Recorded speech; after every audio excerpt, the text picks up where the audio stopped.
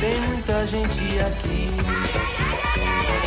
no mundo e no Brasil. Tem muita gente aqui, no mundo e no Brasil. Tem muita gente. Tem gente boa, Tem muita gente. tem gente má, Tem muita gente. tem gente à toa, Tem muita gente. tem gente a doar. Tem muita gente. Ganhando muito, Tem muita gente. ganhando pouco. Tem muita gente. Espírito Tem Santo, muita gente. espírito de porco.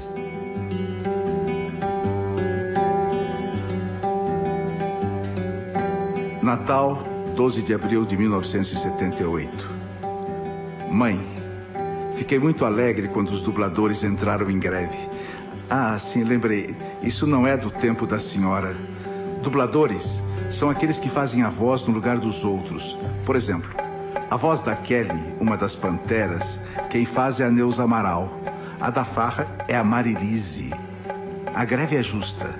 Questão trabalhista. Ponto final. Eu estou satisfeito. É porque depois do advento dos dubladores, nunca mais ouvimos a voz real do Kojak. Ficou chatíssimo ver filme de TV. Tanto faz ser John Wayne, Woody Allen ou Baretta. A voz é sempre a mesma do mesmo dublador.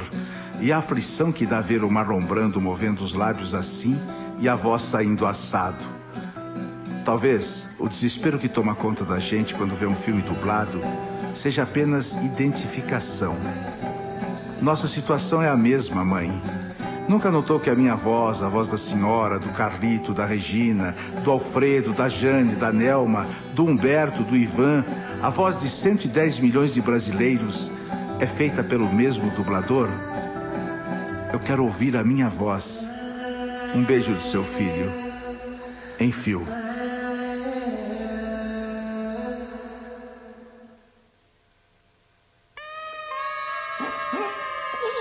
Vixe, tá todo mundo aí? Olha, casa lotada. O que o Enfio tinha de muito legal, que foi um marco pra gente, sem dúvida, era o negócio de entranhar a linguagem do nosso humor em coisas populares. Ele levava a gente para passear, às vezes, assim, pela cidade. Toca a campainha da minha casa, minha ex-mulher, minha primeira mulher, vai atender. Era o Enfio, com um saquinho de feijão e um saquinho de arroz. E falou, vamos fazer uma comida aqui? Aí, pra mim, foi uma surpresa, né? Pô, o Enfio batendo na minha porta. Era um Enfio, aquele Enfio doce, um Enfio carinhoso, um Enfio terno. Ele era muito, muito terno. E a gente conversava muito sobre coisas assim como a rua, como as árvores da rua, a amendoeira. Ele tinha um negócio que chamava de Projeto Funarte e Projeto Funai. O Projeto Funarte era assim, cultura. Vamos visitar o MASP, né? Ia todo mundo visitar. Né? O Enfio tinha aquelas coisas, né, da obsessão pelo joelho da Nara, pelo pé, né? Ele tinha muito, ele era muito antenado, né? E o Projeto Funai era programa de índio. Vamos fazer programa de índio, vamos lá na Praia Grande. Mas eu acho que era um humor assim que, ao mesmo tempo que era muito agressivo, né, que tem aquela muito mordaz e tal, mas também tinha uma coisa muito amável no humor dele, né? Porque o Enfio era uma estrela do cartoon, né? Se lá em cima tiver, sabe, possibilidade de ele estar fazendo cartoon, pode estar que ele está fazendo sacanagem com Deus ou com São Pedro, com alguma pessoa.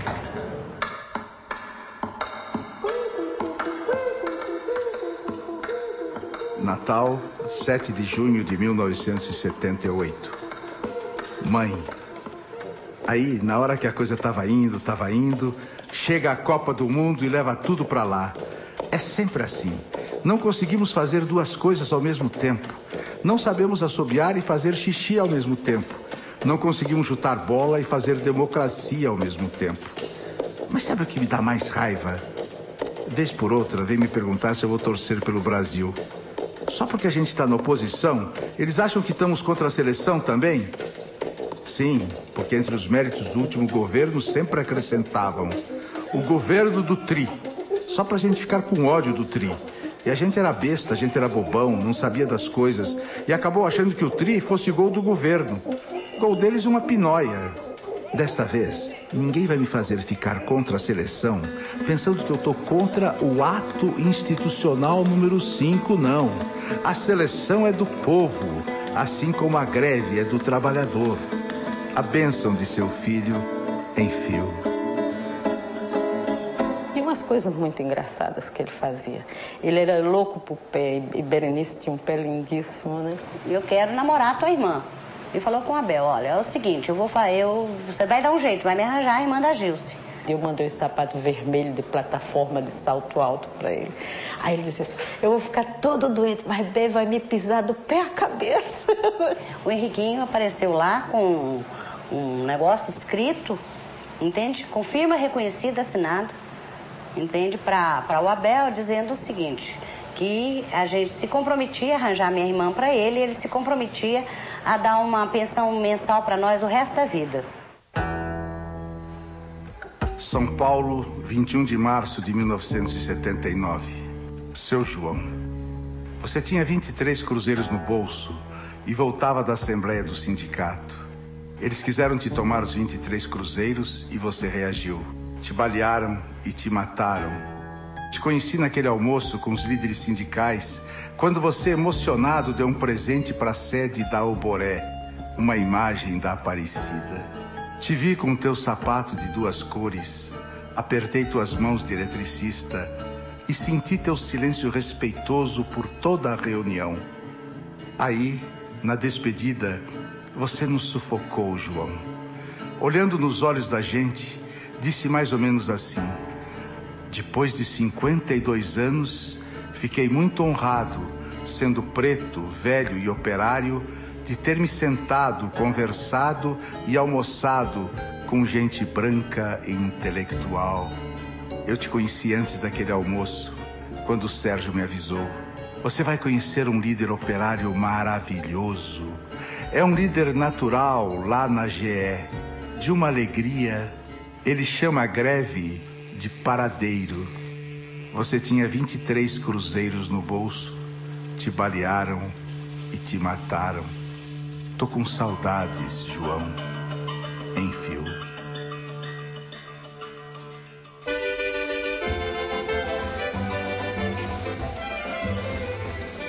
Nova York, 20 de julho de 1974. Dona Maria, minha mãe predileta. Eu recebi os biscoitos de farinha e tô com eles escondidos debaixo da cama, que é pra vagabundo nenhum pegar. O doce de leite com rapadura já acabou. Me fechei no banheiro e comi tudo numa alegria que só o egoísmo sabe dar. A mãe da Maria trouxe biscoitinhos de polvilho e carne seca. Deus seja louvado.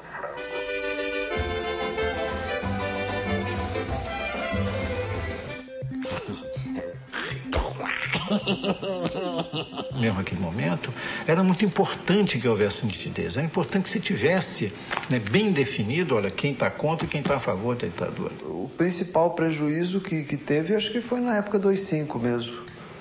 Aquilo acho que foi um golpe mortal mesmo. Paradoxalmente, existia uma certa esperança, né? Aquela ideia de que uma vez vencida essa etapa, uma vez vencida a repressão, uma vez afastados os militares, a coisa ia melhorar, ia deslanchar, né? Que a gente viveu 25 anos de ditadura, muitos de nós presos, torturados, exilados, e volta e tem Tancredo Neves, depois tem Sarney, depois tem Collor, depois tem Fernando Henrique. É demais, sabe? É demais. Se tem algum motivo que essa gente toda mereça o inferno, é esse, é o AI-5. São Paulo, 11 de abril de 1979. Mãe, não suporto mais a saudade sufocante do meu irmão Betinho. Minha vida segue sem sentido e sem alegrias. Sai um disco do Chico e não consigo me entregar no canto que gostaria de partilhar com ele e com a Maria. O grito de gol fica preso no peito porque me sinto sozinho no Maracanã mais lotado. Profissionalmente, estou bem, muito bem. Mas eu queria que eles também se orgulhassem de mim ao receberem o jornal de manhãzinha na porta da casa deles, aqui, como todos. Faltam 2 palmas, 2 risadas brancas e quentinhas, na hora em que as cartas são lidas ou as gracinhas são feitas na revista do Enfio. Perdoa, mãe, mas biscoito de farinha só é gostoso se mastigado, olhando nos olhos do irmão que sente na mesma hora a mesma delícia. A bênção de um dos seus filhos, Enfio.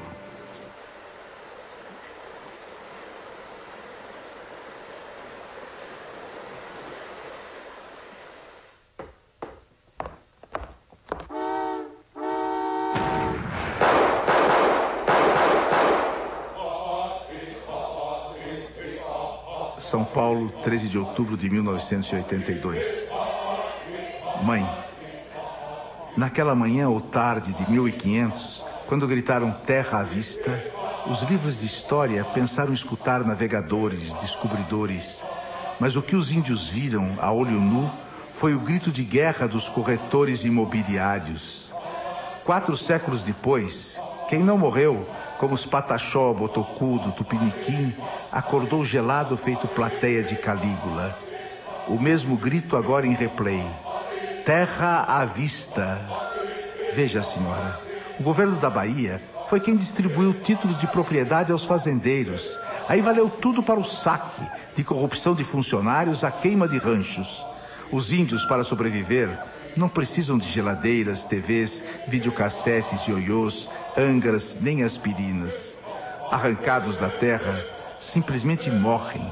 Estão morrendo, vão morrer. A senhora é cúmplice. Perdoe a frase de efeito, mas quem agora sabe não impedir esse genocídio passa a ser cúmplice. Do presidente à minha mãe. Em fio. Foi logo depois do AI-5, né? Quer dizer, havia uma caçada, né, enorme, e estavam fazendo a Operação Pente Fino em Belo Horizonte inteiro. E quando a Juliana estava com 4 meses, né, gêmea, prematura, muito fraquinha, aí eu fui presa, né? Eu lembro na época de greve dos jornalistas, que isso daí acho que foi finalzinho, 79, a greve do sindicato de jornalistas, e eu tive dificuldade, porque eu parei de receber, eu já estava na Folha, eu não estava ganhando naquela época. Nós conseguimos lá em Juiz de Fora, fizemos uma briga e conseguimos o direito de assinar o Jornal do Brasil, para as presas políticas, né? E aí o Henriquinho, então, nas charges dele, ele mandava recadinhos para mim, né? A hora que eu abri o jornal, eu já ia correndo para ver, aí tava lá, Fradinho, baixinho, não sei mais o que, e de repente, falando com a Juliana. Ô, Juliana, não sei o quê, falando com ela, né? O Enfio, ele falava, você vai embora já? Vai para sua casa? Vou. Aí ele ia lá no quarto dele e voltava com, não lembro em cruzeiros ou reais, o que era, mas 2 notinhas de 1000, né? Ele fala assim, olha aqui, ó. Eu falei assim, não, Enfio, não precisa, eu tô meio resguardado e tal. Não, você está em greve e não está ganhando, tem mulher e tal. Eu estava lá algemada, quando eu vi entrar a minha mãe, a Gilda e o Henriquinho, com a coisa mais linda que eu já vi na minha vida, na mão, né? A Juliana já com 7 ou 8 meses, com um macacãozinho azul, cabelo muito louro, no colo deles, né? Eu quase enlouqueci. Ele era muito solidário, muito amigo. Então a minha filha vai chamar muito obrigada. Toda vez que você lembrar que ela chama Gilda, você vai saber que a gente está dizendo muito obrigada por ter criado a Juliana, muito obrigada pelo apoio, muito obrigada pelo carinho, muito obrigada a vocês dois. Então eu brincava que o nome da Gildinha era muito obrigada.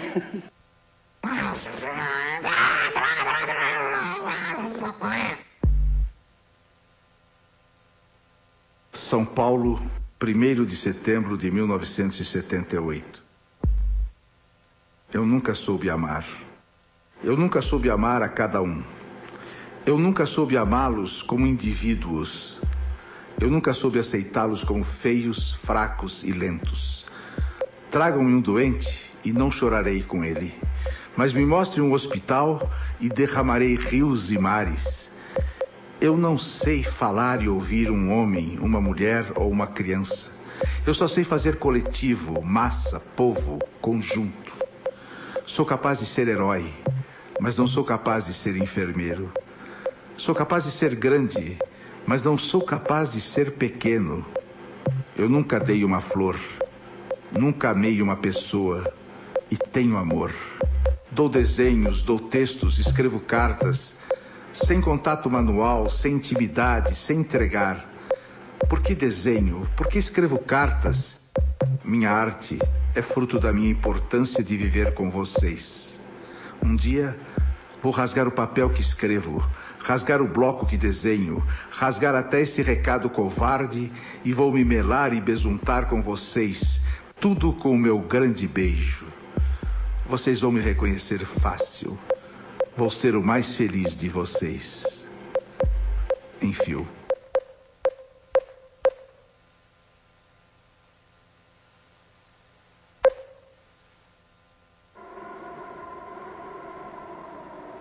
Rio de Janeiro, abril de 1977. Querido filho Henriquinho, eu hoje estou me sentindo bem melhor, mas ainda não aguento andar. A perna dói bastante com a ciática. Nós aqui, igual, a não ser as saudades dos filhos ausentes. No Natal é que eu sinto mais.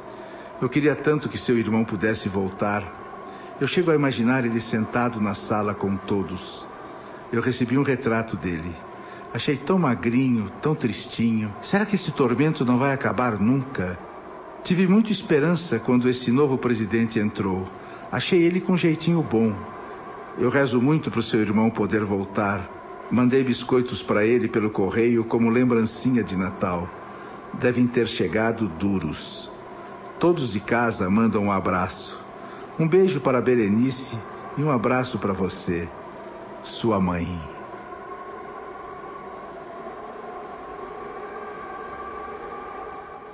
Então nós assistimos uma conversa dele no telefone com a mãe dele. Porque às vezes as pessoas achavam que a mãe, na verdade, não existia, né? Aquela mãe, pelo menos da maneira como ele se dirigia a ela. Mas era uma coisa real mesmo. A conversa dele com a mãe era como se ele estivesse escrevendo uma carta para ela, né? Rapaz, a Dona Maria participou de comícios em Minas Gerais em 82, participou da campanha das diretas em 84. Dona Maria, desviaram dinheiro do INPS para a construção da ponte Rio-Niterói e da hidrelétrica de Itaipu. Todo mundo sabe como muitas das grandes empresas particulares e estatais dão calote no INPS. Aí, claro, deu esse furão que eles dizem existir porque estamos gastando demais com assistência médica. Mentira, 90% da população brasileira corre do INPS. Bom, mas repetiram essa gigantesca mentira 1000 vezes e agora vão decretar o aumento da nossa contribuição para 10%. Vamos lá, gente. O povo acaba de decretar um aumento de 10% nas doenças. Viva a tuberculose! Viva a meningite! A bênção do seu Perebinha em fio.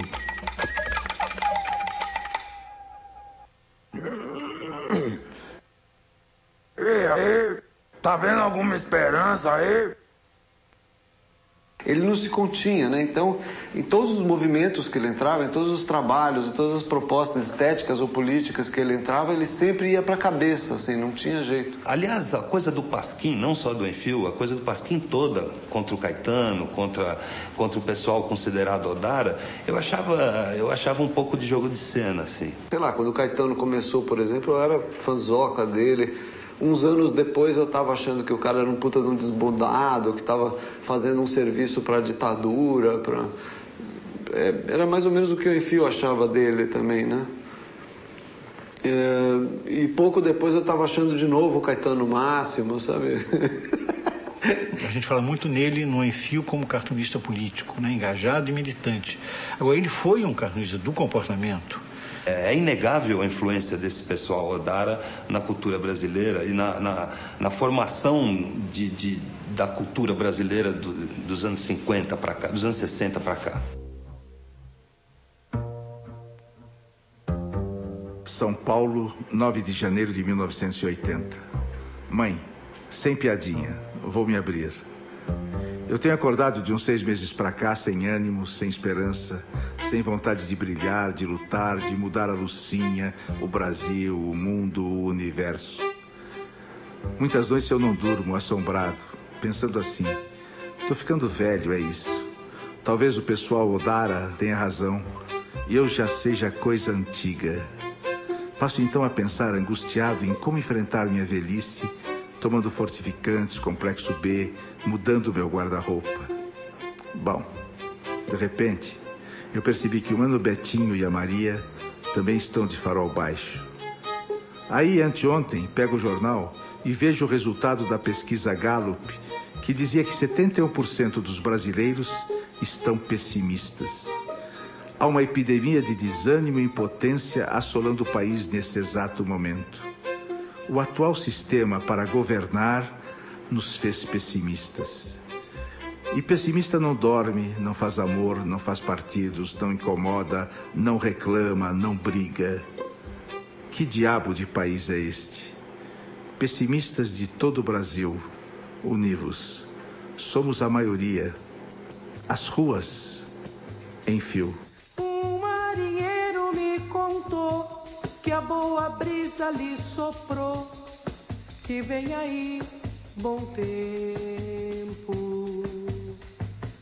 E o Enfio já era uma pessoa diferente.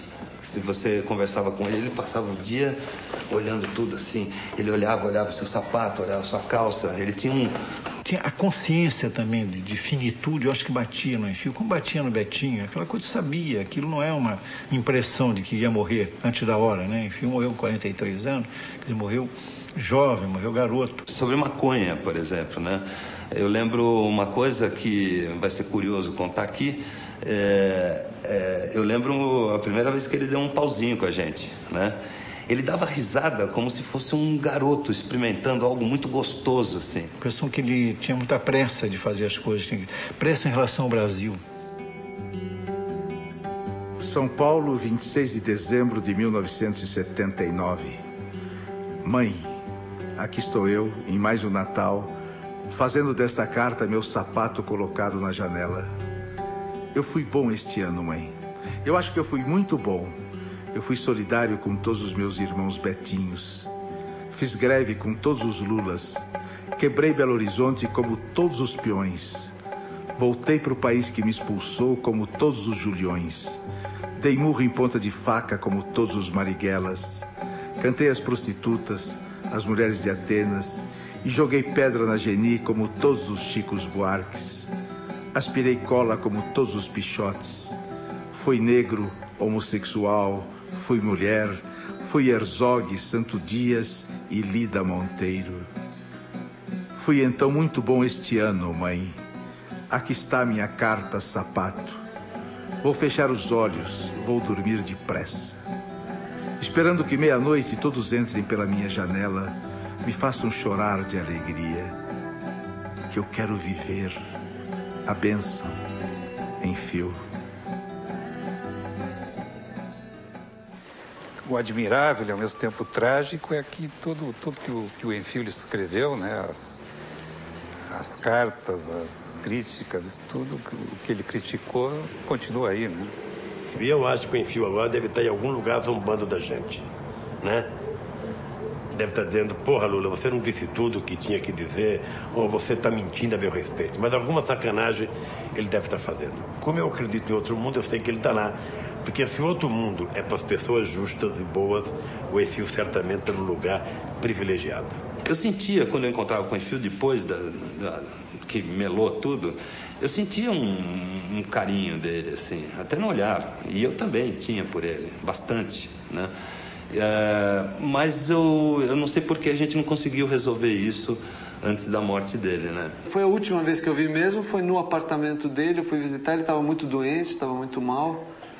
Estava falando pouco e falou pouca coisa comigo, assim, trocou só umas impressões e tal. Mas ele foi a minha primeira grande perda na vida, assim, dolorosa, que eu senti.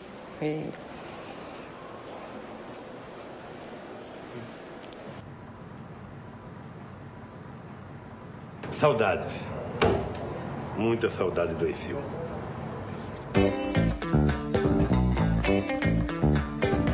La vida jamás se acabará. Yo digo que se va a acabar, pero yo creo que nunca la vida se acaba. Rio, 6 de abril de 1977. Meu filho, eu faço votos que você esteja com saúde e feliz. Nós aqui vamos indo como sempre. Henriquinho, você é louco? Cuidado, meu filho, com as cartas de Isto É. Estão engraçadas, mas podem não ser compreendidas. Você sabe o que faz, eu talvez seja muito medrosa. Vou mandar pelo Jaguar uns biscoitos para você dar para os amigos, como você faz, não é? Os biscoitos não ficaram bons. Acho que a goma não é boa, da outra vez vai melhor. Todos aqui mandam lembranças. Sua mãe, Maria.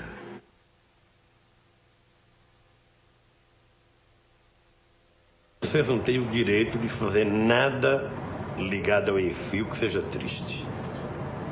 Nada.